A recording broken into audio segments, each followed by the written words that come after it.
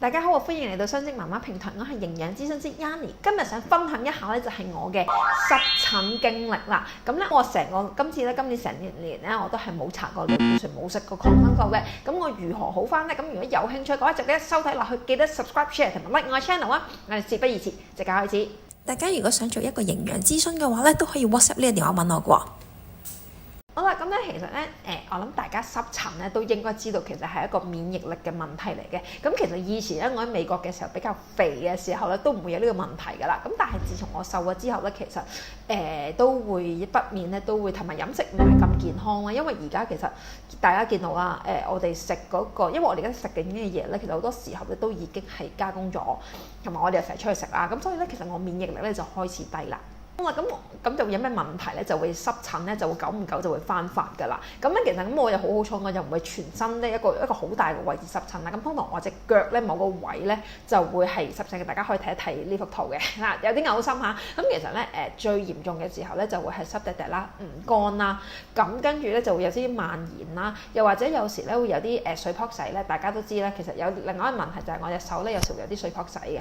咁好啦，咁以前咧其實咧我都會搽啲類固醇真係好好噶，一搽咧你第一二日已經係好翻晒噶。好啦，問題就係啦，咁我上年搽咗一次類固醇，今年再搽咧就已經係冇用噶啦。咁我諗大家都明白啦，類固醇有抗藥性啦。以前未學營養嘅時候咧，咁當然我係絕對會睇醫生噶啦，但係醫生咁咪又俾翻類固醇你，咁越搽就越薄，同埋有抗藥性。所以咧今年咧我都係冇用類固醇噶。咁我係點樣醫好自己嘅咧？咁其實咧，所以咧第一樣嘢咧，我係食咗個 probiotic 先，即係嗰個益生菌。嗱，大家要記住一樣嘢嚇，而家你係有病，即係我濕疹係因為我有病，唔係保健，所以我食嘅嘢比較大，量比較大少少啦。咁譬如咧，我食益生菌咧，其實我係講緊食一日係講緊食至2至3包嘅。咁因為我唔係好嚴重啦，如果嚴重啲嘅嚟咧，其實要食多少少噶。咁跟住咧，咁仲有啲乜嘢咧？個 probiotics 令到我強壯啲啦，跟住咧我係會加個魚油嘅，因為個魚油咧可以令到我消炎啊。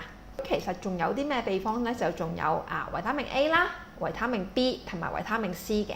咁我點樣食咧？咁就係其實我朝早嘅時候咧，我係食2粒嘅維他命 C 啦，再加個 protein。點解要加個 protein 咧？因為其實個 protein 咧係令到我哋個皮膚增生，即係生翻你，即係你譬如你個細胞你都要有營養先可以生到個 cell 個膜出嚟噶嘛。咁所以咧蛋白質一定要嘅。咁你可以問啦，咁我食雞蛋咪得咯？咁其實咧我食雞蛋你要食幾多隻咧？咁但係咧，譬如我 protein 我係直接俾我身體吸收嘅。咁所以咧，其實我每日都會食2羹嘅 protein 粉啦，再加個維他命 C。咁晏晝嘅時候咧，其實我就會係我就會食個probiotics 即係嗰個益生菌啦，同埋加個魚油咧，咁我就一齊食噶啦。咁最後咧夜晚就會食一個維他命 A 同埋維他命 B。咁點解咧？因為維他命 B 令到我瞓得好啲啊。咁所以咧我咁樣食法，其實咧我食咗2個禮拜已經係好轉咗好多。嗱，不過咧咁中間咧其實都有啲日子咧，我用過1次嘅消炎藥，因為真係即係我諗大家明白啦，濕疹啲佢嗰個佢會出水啊，出水跟住出到叭叭聲啦。咁我有一晚係用咗個消炎藥咧滲咗上去。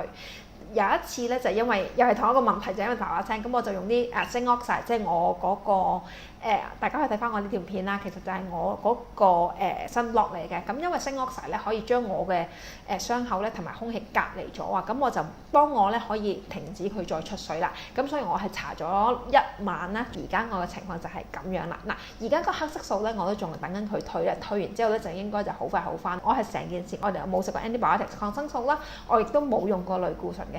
咁只係用一個營養嘅情況之下咧，去令到自己強壯啲，令到自己好翻嘅。好啦，大家如果咧想做一個營養諮詢嘅話，都可以用呢個電話揾我㗎。我哋下次再見啦，拜拜。